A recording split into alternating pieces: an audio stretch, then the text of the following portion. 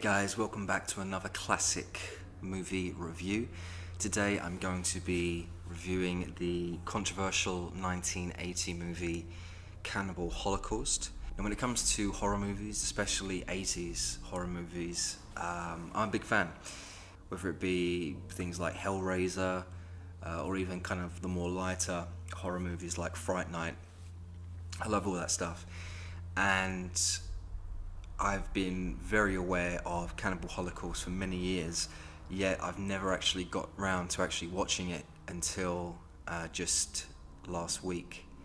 So don't ask me necessarily why. I have no idea why it took me so long to get round to watching this. I believe it's a film that everyone, especially if you're a horror fan, you should at least watch once, just to kind of tick it off the list and say, yep, I've experienced Cannibal Holocaust. Will I ever watch this movie again? Maybe not. We'll get into it. We'll get into it. So, this movie, Cannibal Holocaust, released in 1980, directed by Ruggero Deodato, the Italian film director.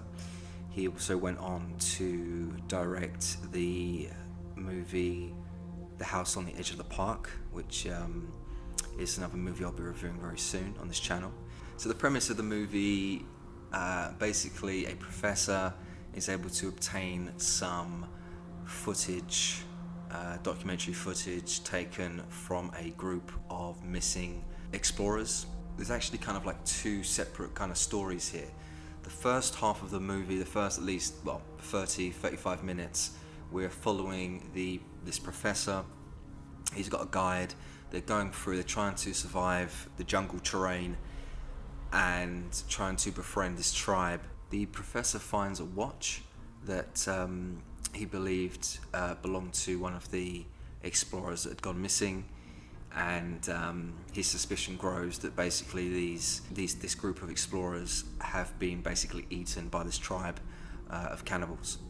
So eventually he's able to obtain several belongings, including some cans of footage, and then that kind of sums up the first kind of part of the movie.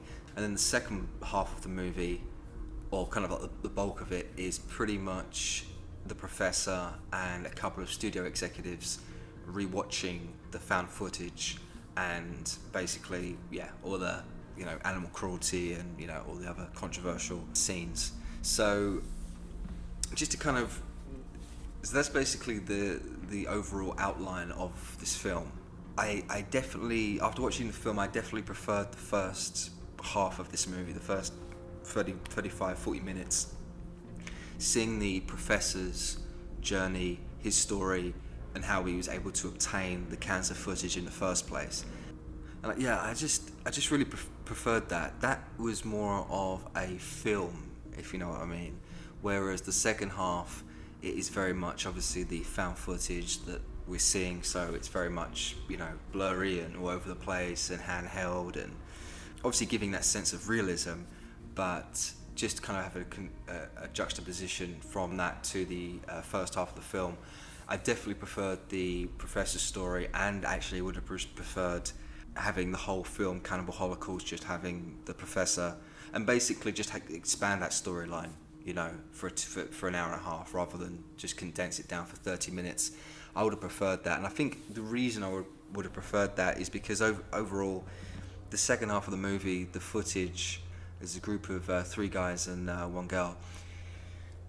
The group guys, man, they just, wow, they are awful, and they're literally raping and pillaging through the jungle while they're filming, presenting this documentary thing on tribes, and this is the thing. So Cannibal Holocaust, I knew about it, I knew about the controversies and pretty much the story of the aftermath of once the film was released. One thing I didn't really know about this film that was I never caught on to was the fact that these guys get eaten at the end and stuff, spoiler alert, they get eaten, but this group of people, especially the three guys, they are just like completely awful characters, and played very well, see, by the actors, but just everyone's talking about the controversy. Oh my god, this is terrible. Well, if you actually watch the movie, man, I'm glad these characters got eaten. I mean, this is just like, yeah, you know. And I'm going to be honest, I've mentioned this before in other reviews. I don't like rape scenes. I just, I find it disgusting. Like, ugh, even just, yeah. So seeing that multiple times throughout this movie, it was just done in a very. That was probably the hardest things to watch actually for me. As much as the animal cruelty was perverse, and yeah, it was very sickening, especially with the tortoise being ripped out of its shell. I mean, it's just, but the rape stuff is the worst for me. That really, and there was like 3 rapes, I believe, maybe 4, right? And it's just you know, and it's funny because it's called Cannibal Holocaust. Yeah, I believe we don't really see much cannibalism going on. We see some of it, of course, but I mean, this film easily could have been called the Rape Holocaust because there was more rape in this film than cannibalism. From what I've seen. So, anyways, and so yeah, that was something that said going into this movie, I was like, okay, I'm ready for the gore and the stuff, but I just didn't know it was multiple rapes and just for how long it went on. And as I said, I don't like that stuff. I got to give them credit, the realism and stuff like that. And just more specifically, when it comes to the various rape scenes, the one I had to actually fast forward a couple of minutes because I couldn't sit through watching this anymore. That was basically the rape of Francesca, who was the girl within the Explorers. She was the girl in the group, and she gets raped by her fellow explorer, or maybe, I don't know, like her on-off boyfriend. I don't know what's going on, but basically the 3 guys in the group have literally burnt down a hut full of people. They're killing, literally pillaging and murdering people just for the sake of it, and while filming this whole thing. And then we see some time has passed. It cuts to Francesca, and she's just sitting there kind of tired.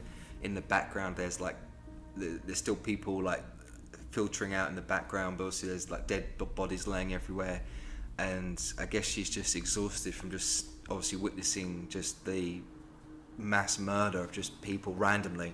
And then out of nowhere, the character of Mark comes along after he's just committed mass murder, proceeds to force himself onto Faye. It's almost like she's just so tired, eventually she just gives up, and it's that's so haunting. And in terms of the actual sex scenes itself, you don't actually see any penetration or anything like that. It's also just bodies on top, and you don't really kind of see the heads move. But still, I guess that's what got me, the push and pull of the character of Mark forcing himself, and she's like, no, and he's kind of smothering over, and it's just like, oh man, this guy is a complete creep. Really glad that guy died, man. And it's funny because, as I said, like, I've seen reviews of this movie, I've heard a lot about this movie, I've read up a lot about this movie, and not once as I've read or heard anyone say, yeah, those victims deserved it. They weren't victims, they were, other than Faye herself. These guys, these explorers that got killed in this movie, man, these characters, I'm glad they got eaten. This should be a celebration. God, man, I actually thought, I assumed, just like if you look at films like Last House on the Left, or if you look at a film like I Spit on Your Grave, both films involving rape, but obviously it's clear that who are the perpetrators and who are the victims. Where even though obviously in this, the group, other than Faye, the 3 guys in the group, the explorers, they are the bad guys. The tribe are not the bad guys. It's called Cannibal Holocaust, and it's cannibal, but it goes back to the end of the line, the last line of the movie. At the end of the movie, the professor looks up at the sky once leaving the executive office and wonders, he says to himself, sometimes I wonder if we're the cannibals. And that's it. It's just like, this tribe don't know right from wrong. I'm glad I watched this movie to, as I said, tick it off the list. It definitely has, it's a cult movie, it's a cult horror classic. More so given obviously the fact that it was banned in the UK, the video nasties, if you guys are aware of that. But actually it's worth watching at least once, specifically because it's some awful grotesque stuff in this. This is like the first time we see kind of found footage similar to like the Blair Witch. You know, everyone goes about the Blair Witch, and once again, that was a movie, you know, ahead of its time.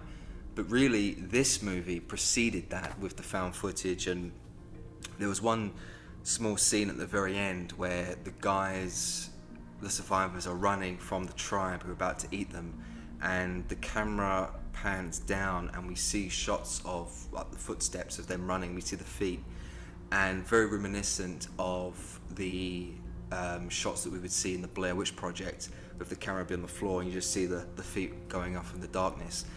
You know, one of the reasons why this movie was really controversial, because of the fact that a lot of people at the time thought this was a real thing. Oh my God, am I actually witnessing cannibalism? A bit ludicrous to think that now, but nevertheless, it's done in the found footage stuff. Even though this is the problem, it's done very well in terms of filmmaking, but what you're witnessing is just, you know, kind of perverse stuff.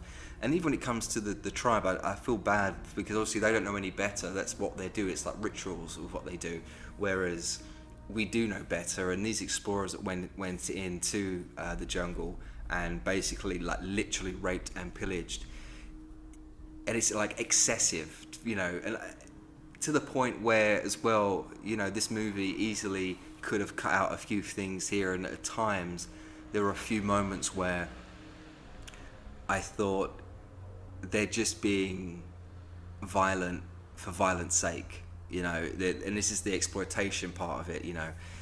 I definitely got zombie flesh eater vibes, even though Zombie Flesh Eaters is a much more well-made movie. This is a much more raw, in-your-face, harder, extreme kind of movie, and you know, when watching that stuff, you have to, like I did, you know, like enough's enough. Let's go to the next scene, you know, because I don't need to submit myself to just ongoing various rape. You know, it's just, it is extreme, but yeah. Those are my thoughts on it, guys. Let me know what you think. If you guys have seen this movie, comment below. Yeah, I feel a little bit indifferent about it. Kind of, as I said, you know, I give it credit for showcasing the found footage style, which was obviously very pioneering at the time. Predated Blair Witch Project. Credit where credit's due. Then there are times like the negatives, the dislikes of where I'm like, okay, that's just being exploitative and just being ultra violent for ultra violence sake, you know. A fairly well-made movie, given the time period it was made in. It must have been pretty difficult in actuality to film those sequences in the jungle. So credit where credit's due there, especially likely on a very small budget. It obviously wasn't a big Hollywood movie. Feel sorry for the tribe. Don't feel sorry for the victims. And I'm just like, I'm just been witness to just a lot of bloodshed for the last 2 hours. So make of that what you will. Like, subscribe.